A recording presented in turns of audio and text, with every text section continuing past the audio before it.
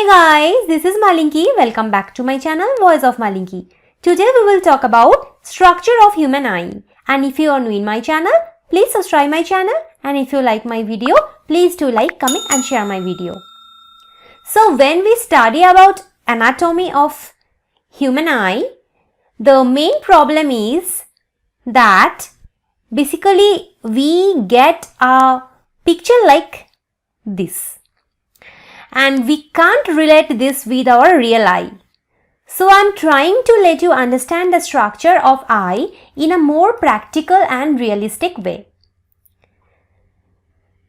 First of all, our eyes are located in the sockets of the skull called orbits. So you can see we have two such orbits where our eyes are located.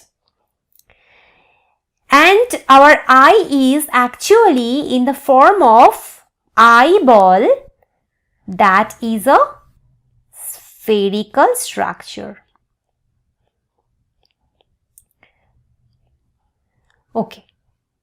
Now this eyeball is composed of three layers: fibrous tunic, vascular tunic and retina. Now fibrous tunic is the outermost layer, vascular tunic is the middle layer and retina is the innermost layer.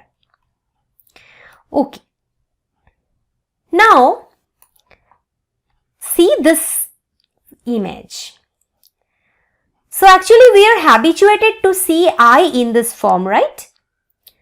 So here is the eyeball. And only three parts of the eye are visible from outside. So this white part that is visible from outside is sclera. This colored part that is also visible from outside is iris, and the small hole-like structure that is visible from outside is pupil. Okay, now coming to the outermost layer or fibrous tunic, it is composed of two parts, sclera and cornea. So sclera is the white part. You can see this is sclera, this is the white part, and a transparent coating is there that is covering the colored iris. Okay, so let me erase this part first. Yes, now it will be easier for you to understand. So we can see this white part is sclera, that is the fibrous tunic, and fibrous tunic also has cornea. So cornea is basically the transparent coating that is covering the colored iris. So you can see the iris. So above the iris it has a transparent coating that is called cornea. That means the sclera covers the entire eyeball except the cornea. And sclera gives shape to the eyeball, makes it more rigid, protects its inner parts and serves as a site of attachment for the eye muscles. And cornea, that is the transparent part. So cornea consists of collagen fibers and fibroblasts. Fibroblasts are basically collagen producing cells. Now cornea contains fibers, collagen fibers and fibroblasts. Therefore, this layer is called fibrous tunic. And tunic means coating.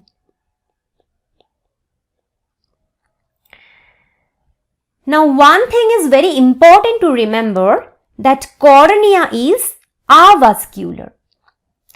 That means it does not connect with blood vessels. Now if it does not connect with blood vessels, where from it gets its oxygen? So it receives its oxygen from outside air directly.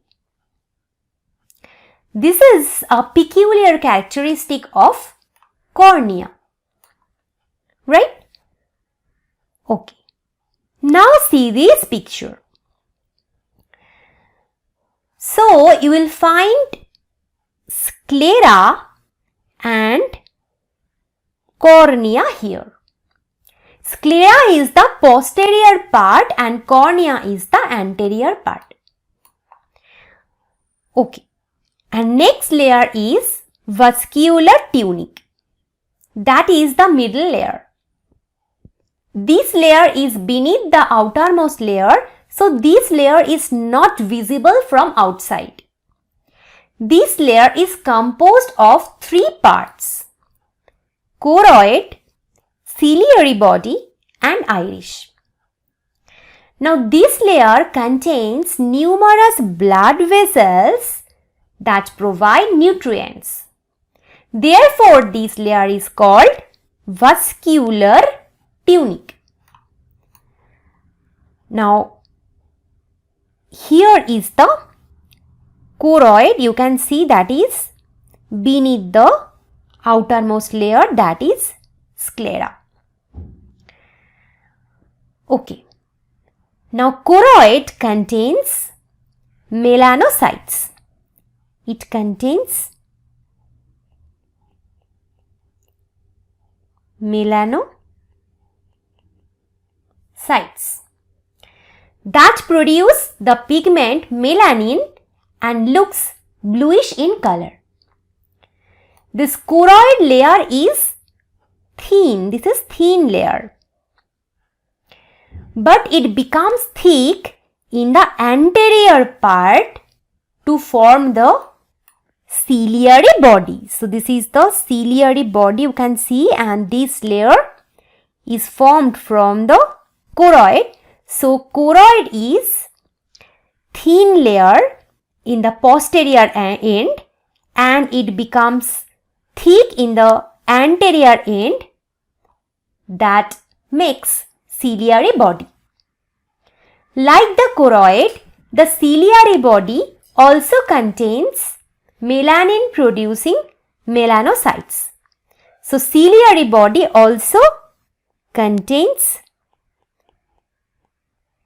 melanocytes.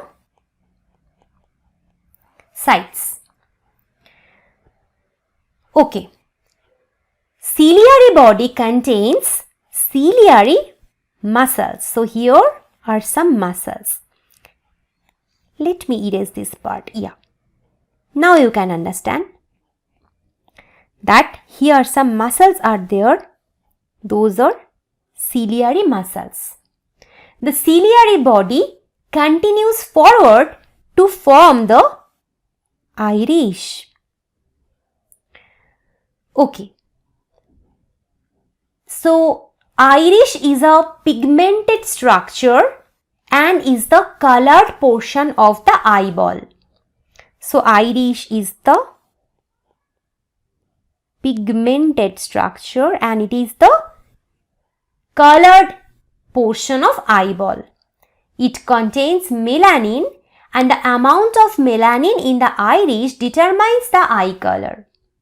The eyes appear brown to black when the iris contains a large amount of melanin. Its eye looks blue when its melanin concentration is very low, and it looks green when its melanin concentration is moderate. Okay. Now a hole is present in the center of the iris. through which light enters our eye. It is called pupil. So through this hole, light enters our eye. Now, do you know what does pupil mean? Pupil, so it basically means little person. It means little person. Because this is where you can see a reflection of yourself when you looking into someone's eyes. Okay. Now, behind the pupil and iris, there is a lens. This is the lens that is behind pupil and iris. And lens is held in place by ligaments which are attached to the ciliary body.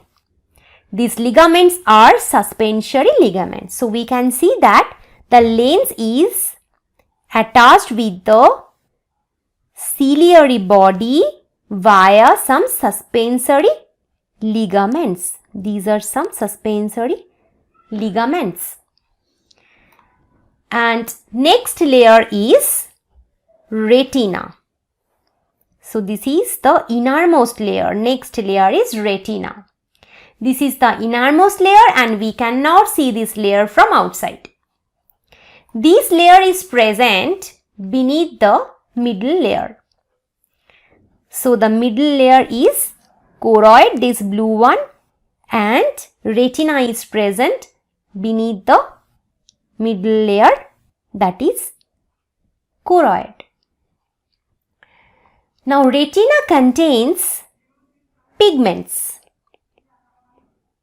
Retina contains pigments. So the melanin in the retina and choroid helps to absorb light.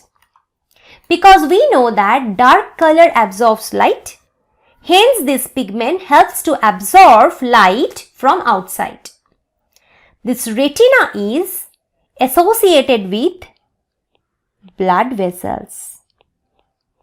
So this layer is associated with blood vessels. Now this retina contains 3 layers of neural cells from inside to outside. So we will see this. So here basically retina contains 3 layers of neural cells from inside to outside. Those are ganglion cells. Ganglion cells are present in the innermost side. Then bipolar cells and then photoreceptor cells. Photoreceptor cells are present in the outermost side. Light passes through ganglion and bipolar cells and reaches the photoreceptor cells. There are 2 types of photoreceptors, rods and cones. So from this picture you can see rods are like rod shaped and cone cells are having cone shape. Now rods do not provide color vision. In dim light we can see only black, white and all shades of grey. Rods are activated in dim light and allow us to see shape and movement. It allows us to see shape and movement. This type of vision is called scotopic vision or twilight vision. So what is scotopic or twilight vision? It is basically a vision of night when we can see only black and white color and we can guess the shape of the object but cannot properly understand the color. Rods contain photopigment rhodopsin. A person who loses rod vision mainly has difficulty seeing in dim light. Each retina has 120 million rods. 120 million rod cells are present in each retina. Next is cones. So cones are activated in bright light. They are used for color vision in bright light. This type of vision is called photopic vision. There are three types of photopigments: erythropsin, chloropsin and cyanopsin. These three types of photopigments are present in cones. Erythropsin are responsible for red light, chloropsin respond to green light and cyanopsin respond to blue light. Now, each retina has 6 million cones. The sensations of different colors are produced by various combinations of these cones and their photopigments. When these cones are stimulated equally, a sensation of white light is produced. Now, photopigments are composed of a protein that is called opsin and the aldehyde of vitamin A, that is the retinal. Retinal is responsible for the color of the photopigment. Okay, now again coming to this picture. So, here you can see some optic nerves. These are some optic nerves which enter retina and collect visual information from the eye to brain. So these optic nerves send information from eye to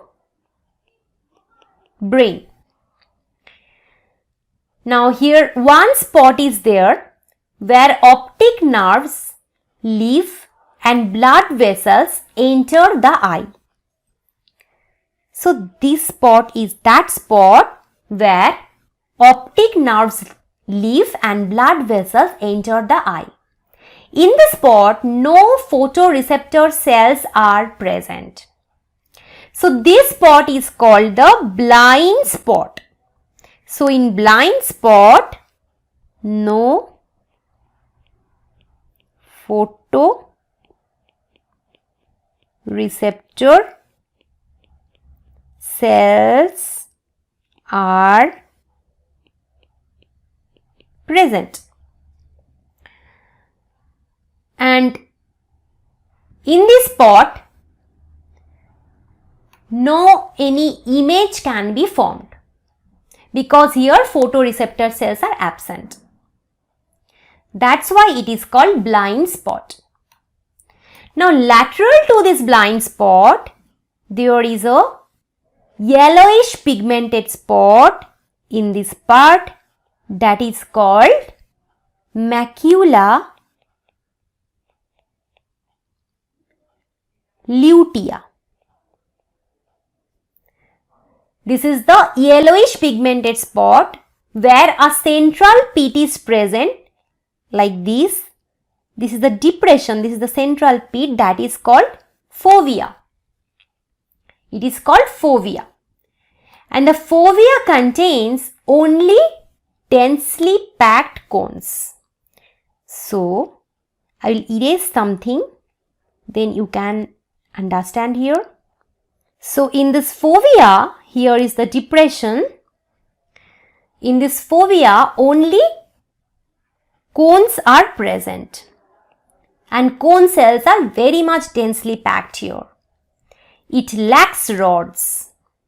So, it is the point where the visual acuity, or you can say resolution, is the greatest. So, here resolution is maximum at this point, that is fovea. Please note down the point Here resolution is best in fovea. The space between the lens, this is the lens, and retina. So this space is called vitreous chamber. And this space is filled with a transparent gel-like structure that is called vitreous humor. So here you will get a transparent gel that is called vitreous humor. And the space between this cornea and the lens, here is the space. It is called aqueous chamber, and it contains a thin watery fluid that is called aqueous humor.